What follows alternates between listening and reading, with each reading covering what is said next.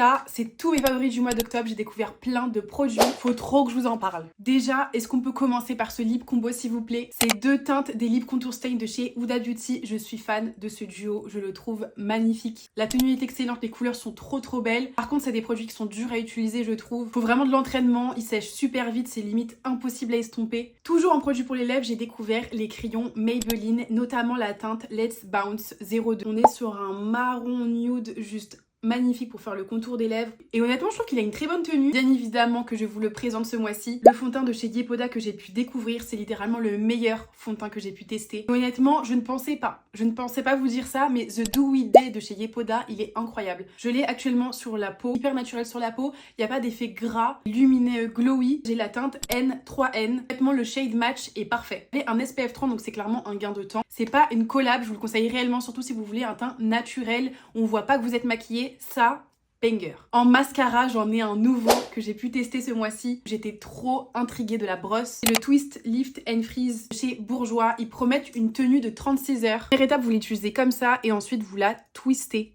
Ça fait des cils tellement longs. Regardez mes cils s'il vous plaît. La tenue est excellente. En skincare, j'ai un produit pour les boutons. La marque Uriage dans les gammes Iseak. Début octobre, j'avais vraiment pas mal de boutons au niveau du front et au niveau des tempes. Il me fallait vraiment un produit qui me sauve. Et j'ai testé ce gel asséchant que j'ai beaucoup aimé. Dès que je l'appliquais, en fait, ça me brûlait. Ça me piquait la peau. J'aime quand c'est efficace. Là, je sentais que ça agissait. En complément d'une routine avec de l'acide salicylique, j'utilisais ça le soir, la nuit. Je vous ai parlé d'acide salicylique juste avant. J'ai pu tester la gamme Yepoda, le double nettoyage qu'on voyait partout. Et comment vous dire que c'est plus que validé. Je suis totalement honnête, je vous le dis direct, tout ce qui va être crème, sérum, huile chez eux, ma peau ne supporte pas. Je ne sais pas pourquoi, je crois que c'est à cause des huiles essentielles qu'il y a à l'intérieur. Des plaques à chaque fois au niveau des joues, mais pas avec le double nettoyage. Donc heureusement, que j'avoue, j'attendais beaucoup de ce nettoyant qui est à base d'acide salicylique. Il purifie et il exfolie, donc en fait c'était parfait en complément de ça pour mes boutons. Pareil, les nettoyants, surtout quand il y a de l'acide salicylique à l'intérieur, laissez-les un petit peu poser sur votre peau comme un masque. Vous allez donner beaucoup plus de temps au produit pour agir sur votre peau, donc ça va vraiment permettre de traiter vos imperfections. J'aime vraiment beaucoup ce nettoyant, il est hyper bien. Et pour me démaquiller, j'ai pu tester en complément le The Calm Balm, hyper efficace, il fait tout fondre, c'est fou. La chose que j'aime le plus dans ce duo, c'est le résultat qu'elle fait à ma peau. Juste après, vous avez une peau tellement lisse, tellement douce, tellement unifiée. Vraiment ça qui m'a choquée et qui m'a fait continuer à utiliser les produits. Et dernière pépite de ce mois-ci, bien évidemment que je vais mettre les blushs Huda Beauty, notamment cette palette là en teinte Toasty Peach. Je l'ai actuellement sur les joues. Et waouh!